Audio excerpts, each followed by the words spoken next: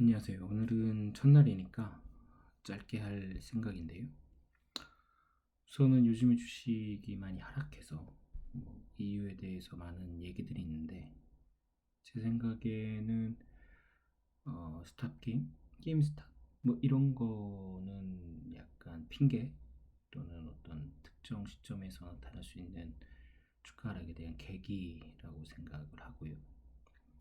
실제로는 2021년 초, 특히 1월 초에 그 뜨거웠던 시장을 생각하면 2021년에는 코로나 바이러스도 접종이 제대로 되고 또 경기도 회복한다고 다들 예상하고 엄청 장밋빛 예상이 많았잖아요.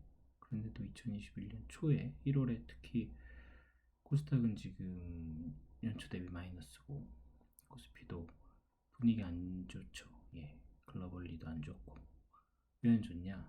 제 생각에는 이것 때문에 그렇습니다. 이 그래프들은 주요 3대 중앙은행의 어떤 자산인데요. 이만큼 실제로 시장에다 돈을 풀었다고 볼 수 있습니다. M2나 M1 이런 게 아니고 실제로 이만큼 이 중앙은행들이 자산을 산 거거든요. 그럼 그만큼 시장에 돈이 풀리고 또 시장은 그걸로 서로 빌려주고 빌려받으면서 레버리지를 일으킵니다. 요 빨간 선이 미국 연준, 그리고 파란 선이 일본 중앙은행, 그리고 녹색 선이 ECB입니다. 유럽 중앙은행이고요. 모두 다 달러로 환산한 건데 환율은 조금씩 차이가 있으니까 보시면 2017년, 18년, 19년 연준은 줄였죠, 자산을. 그래서 2018년 말까지 안 좋았죠. 실제로 2019년 9월까지 안 좋다가 여기서부터 사기 시작하면서 다시 반등이 된 거죠. 그리고 이때가 다 3월, 2020년 3월입니다. 코로나 터졌을 때.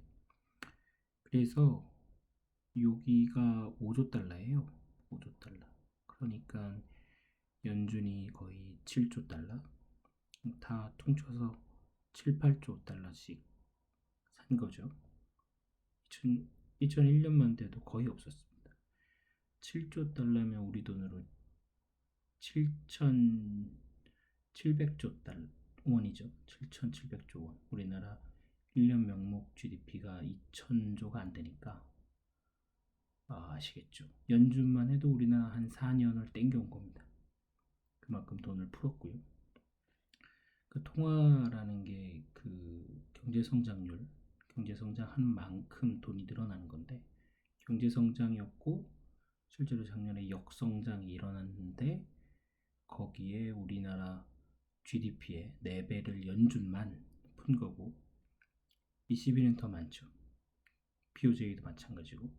그래서 이 3대 중앙은행이 가지고 있는 그 자산, 이들이 푼 돈만 해도 달러로 20조 달러가 넘고 우리나라 돈으로 2경 거의 3경 정도 되는 거죠. 그런데 이게 좀 지난 3월부터 급격히 샀지만 보시면 약간 슬로우해지죠. 양은 줄지 않았지만 실제로 사는 속도는 느려지고 있고 양도 줄어들고 있습니다. 어느 정도나 사고 있냐 보시면 3월에 매달 이 붉은 선이 5주 지난 5주의 평균인데요. 보시면 2020년 1월에는 마이너스였어요.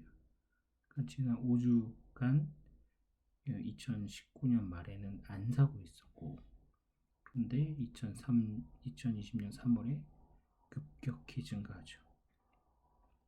그래서 주식이 언제 반등했냐? 2020년 3월 중순 말 이때 반등했죠. 4월, 5월. 왜냐면 이때 돈을 이렇게나 많이 퍼부었거든요.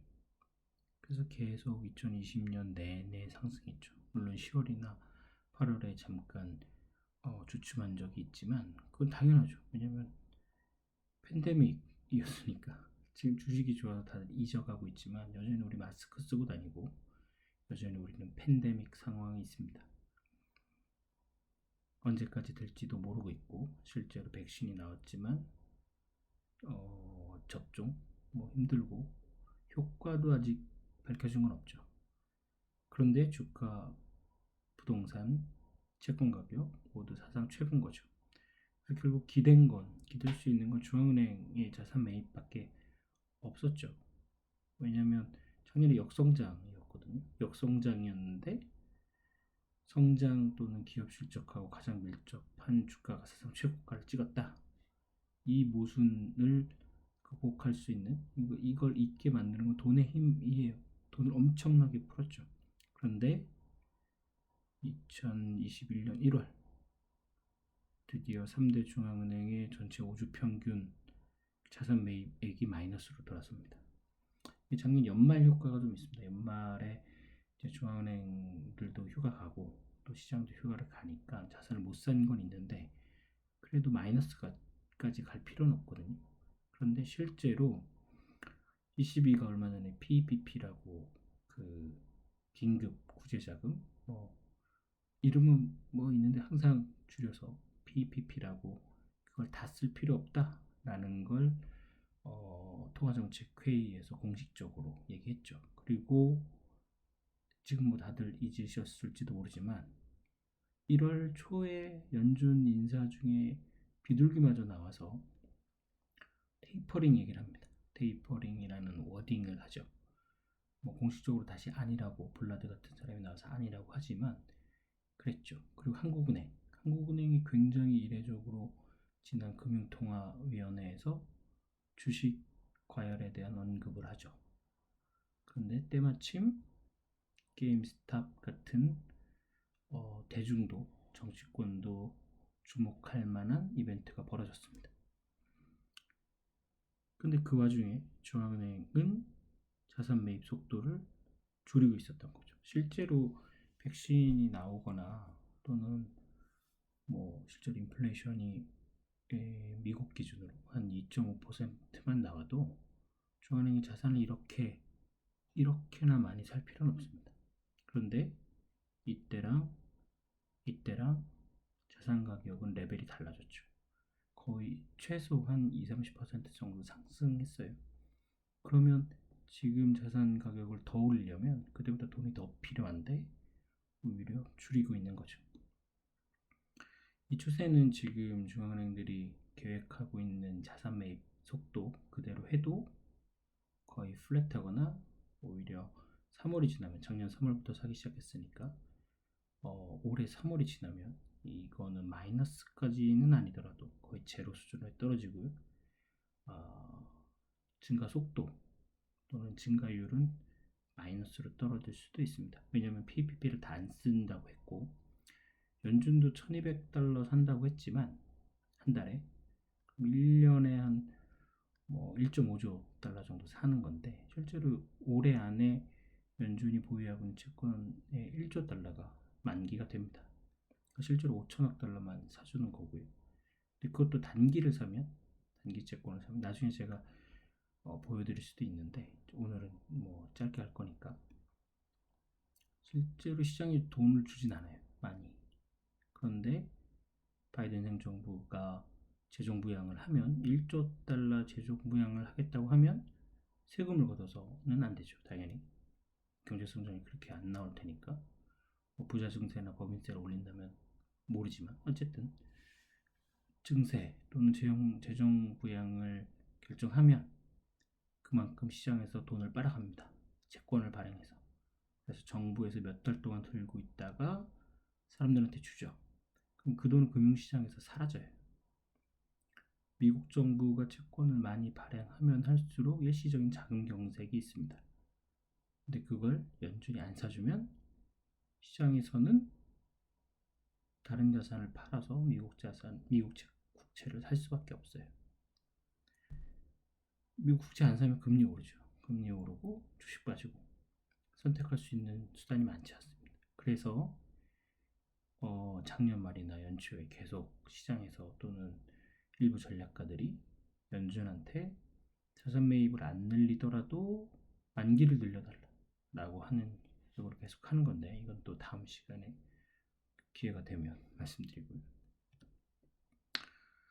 그래서 한국 시장이 전 사실 한국 시장은 별로 관심이 없긴 한데 이건 좀 관심이 있는 그래프입니다. 보시면 2002년 지난 2년간 그 영업일 기준이에요. 지난 2년간 이 순매수 누적 주식 이건 코스피입니다. 코스피. 기관은 엄청 파는데 뭐 기관이 뭐 판다고 욕할 수는 없죠. 왜냐면 환매가 너무 많이 나오니까. 개인들이 환매를 하니까 기관이 팔 수밖에 없는 거예요. 기관이 팔아서 주식이 빠진다.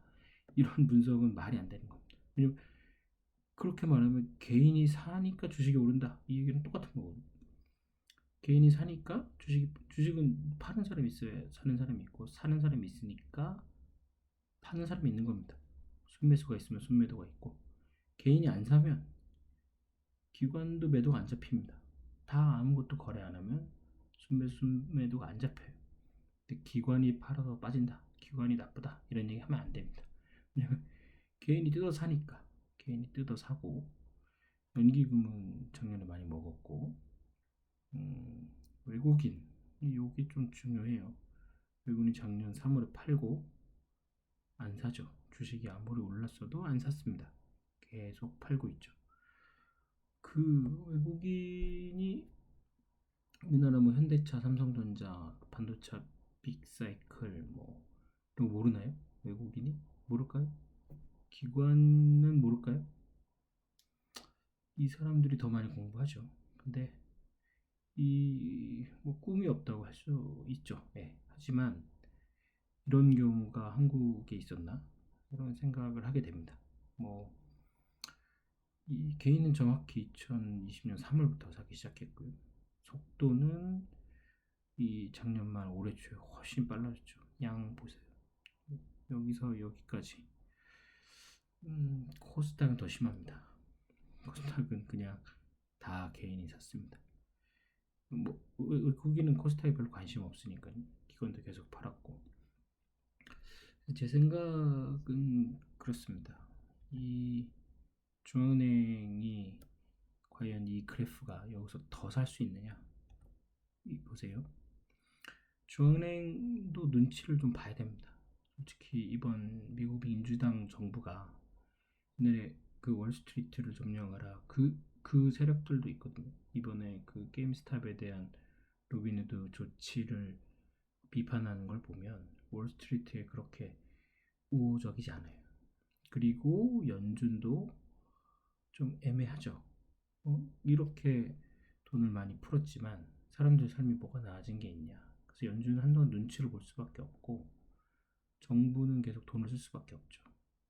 그래서 미국 사람들한테 수표로 지난번처럼 1,000달러 가죠. 미국 사람이 1,000달러 받으면 그걸 바로 은행에 넣지 않죠. 그거 씁니다. 그러면 그만큼 이 금융 시스템에서 달러가 사라지는 거죠. 달러가 왜 강하냐? 저 뭐 그런 이유도 있다고 생각하고 주식이 왜 빠지냐? 게임스탑 뭐 아무리 올라봐야 시총 좀밖에 안 됩니다. 전체 기준으로. 게임스탑이 올라서 쇼치네지 펀드가 다른 자산을 팔아야 된다. 이거는 좀 숫자로 봐도 맞지 않아요. 그냥 나가고 싶은 겁니다. 지금 상황에선. 왜냐면 많이 먹었죠. 작년 말에. 2021년이 어떻게 될지 모르겠지만 1월에 먹은 거 그냥 팔고 한번 쉴 수 있는 겁니다. 이건 외국인도 마찬가지고 기관도 마찬가지고 그리고 바이든 행정부가 정말로 법인세를 올릴 수도 있으니까요. 재정부양 뭐 다음 주부터 그 논의한다고 미국 의회에서 하지만 실제로 그 빨리 처리하려고 하면 규모는 1.9조 달러, 뭐 1조 달러도 안 될 가능성이 높죠. 왜냐면 타협돼야 되고 그 완전히 민주당이 하고 싶은 만큼 할 수 없으니까. 그리고 규모를 유지하겠다고 더 길게 나가면 3월 정도는 될 거예요. 그때 동안 뭐 어떻게 할 거예요? 시장 경제 성장은 없는데 성장이 있어야 돈이 시장에 공급되고 그래야 자산을 사고 그래야 자산 가격이 유지되는 건데 돈이 없어질 수도 있습니다. 미국 재무부가 빨아갈 수도 있고 또는 사람들, 뭐 이러다가 뭐 큰 회사 이런 것들이 망할 수도 있어요. 그러면 큰 회사가 망하면 은행이나 기관 투자자들이 내 돈인 줄 알았는데 그 돈이 상각되는 겁니다. 그럼 대차대조표가 축소되고 그럼 돈이 회수되는 거죠. 그래서 여러 상황상 실적 이런 건 중요하지만 지금 가장 중요한 거는 중앙은행이 다시 등판하느냐 이런 게 가장 중요하다고 생각하고요. 다음에는 좀 더 자세한 데이터나 이런 걸 보여드릴 수도 있고 요즘 좀 바빠가지고 그런 부분은 좀 있는데 어쨌든 이 많은 도움이 되시면 좋겠고요. 실제로 시장 시황 뭐 삼프로 TV 이런 거 있는데 거기서 하는 건 대부분 치어리딩입니다. 이제 뭐 주식시장이나 이런 금융시장 사람들이 팔라고 하는 건 거의 없잖아요. 그래서 저는 좀 주의해야 될 부분들 이런 뭐 그런 이벤트나 그런 데이터나 이런 거 위주로 좀 보여드릴 거고요. 물론 좋은 것도 보여드리겠지만 실제로 굉장히 복잡한 것들이 있습니다. 그리고 금융시장에서도 취약한 부분들이 있거든요. 서프라임 모기지도 2006년부터 그 워닝이 있었고 여러 가지 이제 주의할 점들이 있는데 그걸 잘 얘기 안 해주죠. 그 주류 언론과 또는 셀사이드라고 부르는 주로 이제 파는 사람들은 나쁜 걸 얘기 안 해줘요. 그래서 저는 좀 나쁜 거 얘기를 가끔 하고 또 업로드도 가끔 하고 그렇게 하도록 하겠습니다.